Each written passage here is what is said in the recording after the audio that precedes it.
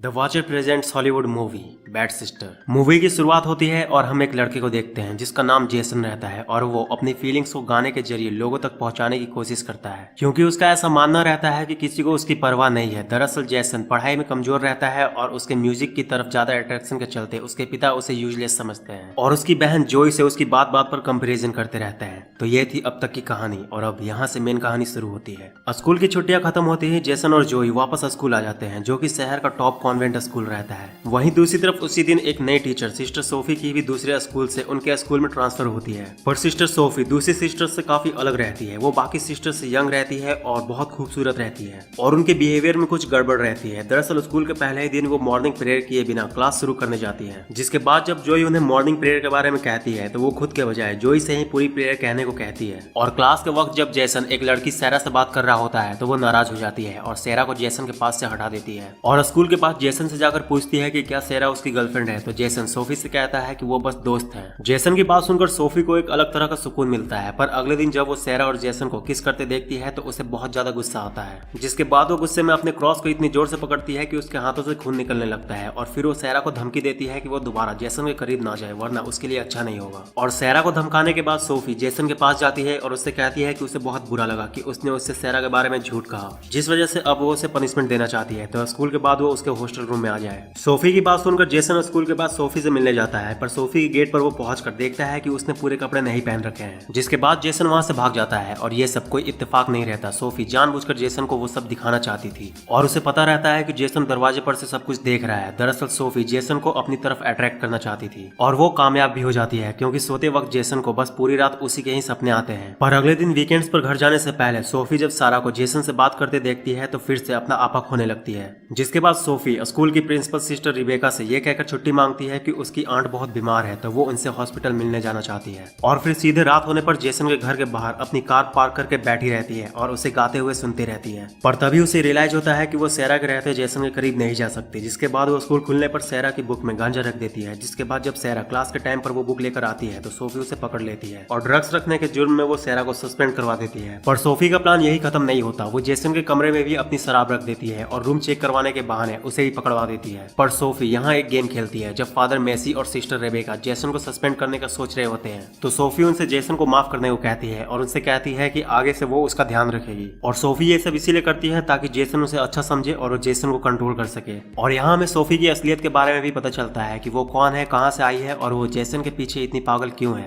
दरअसल सोफी का असली नाम लॉरा रहता है और वो बहुत अमीर और साइको टाइप की लड़की रहती है। और जब एक दिन वो इंटरनेट पर जेसन को गाते हुए सुनती है तो वो उसी पल से जेसन की दीवानी हो जाती है, जिसके बाद जेसन के करीब आने के लिए लॉरा असली सिस्टर सोफी को मारकर खुद उनकी जगह जेसन के स्कूल में आ जाती है। और अब जेसन का कंट्रोल अपने हाथों में लेने के बाद लॉरा जेसन को स्कूल में ही रोक लेती है जब सारे स्टूडेंट्स वीकेंड्स पर अपने घर जाते हैं। पर इन सब के बीच वो एक बात भूल जाती है कि जेसन की एक बहन भी है जिसे उसके हरकतों पर शक होने लगा है। पर जब उसे पता चलता है कि जोई उसके लिए मुसीबत बन सकती है तो वो जोई को भी अपने रास्ते से हटाने का डिसाइड करती है। पर इससे पहले वो जेसन के अकेले होने का फायदा उठाती है और हर वक्त इसे इतना सीड्यूस करती है कि एक वक्त के बाद जेसन खुद को रोक नहीं पाता, जिसका फायदा उठाकर लॉरा रात को उसके हॉस्टल रूम में चली जाती है और सेक्स करते वक्त अपना और जेसन का वीडियो बना लेती है। पर जेसन को ये बात पता नहीं रहती। इधर स्कूल खुलते ही लॉरा जोई को अपने रास्ते से हटाने का अपना अधूरा काम पूरा करने के लिए एक प्लान बनाती है। इसके लिए वो जानबूझकर जोई को स्कूल टेस्ट में कम मार्क्स देती है, जिससे जब जोई उदास हो जाती है तो लॉरा उससे कहती है कि वो उसे दूसरा मौका देना चाहती है, वो दोबारा टेस्ट दे सकती है। और इसके लिए वो जोई को स्कूल खत्म होने के बाद क्लास वापस आने को कहती है। और जैसे ही स्कूल खत्म होती है लॉरा जोई के आने से पहले क्वेश्चंस के आंसर वाले पेपर को फ्रंट में रख देती है, जिससे जब जोई क्लास में आती है तो उसके हाथ में वही पेपर लगती है। जिसके बाद लॉरा जोई को तुरंत चीटिंग करने के जुर्म में सिस्टर रिबेका के पास लेकर जाती है और उन्हें जोई को सस्पेंड करने को कहती है। पर इस बार लॉरा का प्लान यहाँ फेल हो जाता है। सिस्टर रिबेका जोई के ओवरऑल गुड परफॉर्मेंस के लिए उसे इतने छोटे बात पर सस्पेंड करने से मना कर देती है। पर लॉरा के इस हरकत से जोई काफी भड़क जाती है और सिस्टर रिबेका से अकेले में बात करते वक्त उनसे कहती है कि उसे सिस्टर सोफी कुछ ठीक नहीं लगती, यहाँ तक कि उसे लगता है कि सिस्टर सोफी को मॉर्निंग प्रेयर भी नहीं आती। जोई की बात सुनकर सिस्टर रिबेका को लगता है कि वो गुस्से में ये सब बोल रही है, जिस वजह से वो उसकी बातों को इग्नोर कर देती है। इसके बाद जब कुछ दिनों में वीकेंड्स फिर से आती है तो दूसरी दूसरे स्कूल के बिशप इनके स्कूल में घूमने आते हैं और खास बात ये रहती है कि वो असली सोफी को अच्छे से जानते थे। पर इससे पहले लॉरा पकड़ी जाती वो उस बिशप को आता देख लेती है और सिस्टर रिबेका से ये कहकर वहां से भाग जाती है कि उसकी आंट की तबीयत और भी ज्यादा खराब हो गई है। दूसरी तरफ इस बार वीकेंड पर जेसन के साथ भी कुछ ठीक नहीं होता। जेसन की उसके डैड से इस बात पर बहस हो जाती है कि वो 1 साल के लिए स्कूल छोड़कर अपने म्यूजिक पर ध्यान देना चाहता है। जिसके बाद अपने डैड से लड़कर जेसन सैरा के घर पार्टी में चला जाता है। पर जब सैरा उसे किस करने की कोशिश करती है तो उसके दिमाग में बस लॉरा की ही इमेज आती रहती है, जिस वजह से वो उसी वक्त नशे की हालत में वहां से भाग जाता है। जिसके बाद अंडर एज होने की वजह से पुलिस उसे पकड़ लेती है। पर तभी लॉरा वहां आकर सारा मामला संभाल लेती है और जेसन को अपने साथ एक होटल में लेकर जाती है। पर जेसन समझ जाता है कि लॉरा का वहां आना कोई इत्तेफाक नहीं था, वो उसका पीछा कर रही थी। तो लॉरा जेसन से कहती है कि वो सही है और वो उसका पीछा बहुत वक्त से कर रही है क्योंकि वो उससे बहुत प्यार करती है। और ये कहकर लॉरा जेसन के सामने बहुत अजीब बिहेव करने लगती है, जिससे जेसन घबरा जाता है और जेसन की हालत और भी ज्यादा खराब हो जाती है जब लॉरा उससे कहती है कि उसके पास बहुत सारे पैसे हैं और वो चाहती है कि वो उसके साथ कहीं दूर भाग चले। लॉरा की बात सुनने के बाद जेसन उससे कहता है कि वो उससे कोई प्यार नहीं करता, यहाँ तक कि वो रोज अफसोस में जीता है कि उसने उसके साथ वो सब क्यों किया। और ये कहकर जेसन वहां से निकल जाता है। जिसके बाद जेसन के जाने के बाद लॉरा और भी ज्यादा पागलों की तरह बिहेव करने लगती है। दूसरी तरफ जेसन जब उदास होकर रोड के किनारे एक बेंच पर बैठा हुआ होता है तभी उसके डैड वहां उसे ढूंढते हुए आ जाते हैं और जेसन से माफी मांगते हैं कि उन्होंने उसे आज तक नहीं समझा। जिसके बाद जेसन भी इमोशनल हो जाता है और दोनों के बीच सब कुछ ठीक हो जाता है। इसके बाद स्कूल खुलते ही लॉरा खुद को कंट्रोल करने की कोशिश कर ही रही होती है, तभी वो देखते हैं कि सैरा अपने डैड के पहुंच की वजह से वापस स्कूल आ जाती है, जिसे देखकर लॉरा का दिमाग और भी ज्यादा खराब हो जाता है। और जब वो सैरा को जेसन से दोबारा बात करते देखती है तो उसके गुस्से की सारी हदें पार हो जाती है। जिसके बाद वो सैरा को जान से मार देती है और मर्डर को ऐसे दिखाती है कि वो कोई एक्सीडेंट हो। और फिर वो जेसन के पास जाती है और उससे कहती है कि वो उसे आखिरी मौका दे रही है, अगर वो उसके पास नहीं आया तो वो उनके वीडियो को ऑनलाइन लीक कर देगी। और जाते जाते लॉरा जेसन को हिंट देती है कि उसी ने सैरा को मारा है। लॉरा की पागलपन देखकर जेसन डर जाता है और हर वक्त टेंशन में रहने लगता है। पर जब वीकेंड पर वो घर आता है तो जोई उसे टेंशन में देखकर समझ जाती है कि उसके साथ कुछ गड़बड़ है। जिसके बाद वो जेसन से सारी बात पूछती है और जेसन को ना चाहते हुए भी जोई को सारी बातें बतानी पड़ती है। जिसके बाद ये मिलकर लॉरा का सच सबके सामने लाने का प्लान बनाते हैं और इत्तेफाक से लॉरा से भी इधर गलती हो जाती है। दरअसल वो सिस्टर रिबेका से ये कहकर छुट्टी मांगती है कि उसकी आंट जो बीमार थी उनकी डेथ हो चुकी है। जिसके बाद सिस्टर रिबेका अपना दुख जाहिर करने के लिए हॉस्पिटल फोन करती है और उनसे सिस्टर सोफिया की आंट के फनेरल का एड्रेस मांगती है ताकि वो उनके लिए कुछ फूल भिजवा सके। और यहाँ उन्हें हॉस्पिटल वालों से पता चल जाता है कि उनके हॉस्पिटल में कोई सिस्टर सोफिया अपनी आंट से मिलने नहीं आया करती थी। जिसके बाद सिस्टर रिबेका स्कूल खुलने पर लॉरा को अपने कैबिन में बुलाती है और उससे अपनी सच्चाई बताने को कहती है। पर क्योंकि लॉरा एक साइको रहती है तो उसे सिस्टर सोफिया को मारने में कोई दिक्कत नहीं होती। पर वहीं दूसरी तरफ जेसन और जोई चुपके से लॉरा के हॉस्टल रूम में घुस जाते हैं और वहां उन्हें लॉरा के लैपटॉप से उसकी सारी सच्चाई पता चल जाती है कि वो सिस्टर सोफी नहीं बल्कि कोई और है। पर जब ये लोग वहां से निकल रहे होते हैं तब लॉरा वहां आ जाती है और दोनों पर हमला कर देती है। पर इससे पहले वो जोई को जान से मार देती। सिस्टर रेबेका वहां जख्मी हालत में आकर लॉरा को पकड़ लेती है और इसका फायदा उठाकर जेसन लॉरा को जान से मार देता है और मूवी यहाँ खत्म हो जाती है। तो यार बस इस वीडियो में इतना ही। वीडियो कैसी लगी कमेंट करके जरूर बताना और इस तरह के और मूवीज के लिए चैनल को सब्सक्राइब करके बेल आइकन को प्रेस कर लो। तो मिलता है नेक्स्ट वीडियो में, तब तक के लिए बाय। और हाँ, जाते जाते इस वीडियो को लाइक जरूर करते जाना।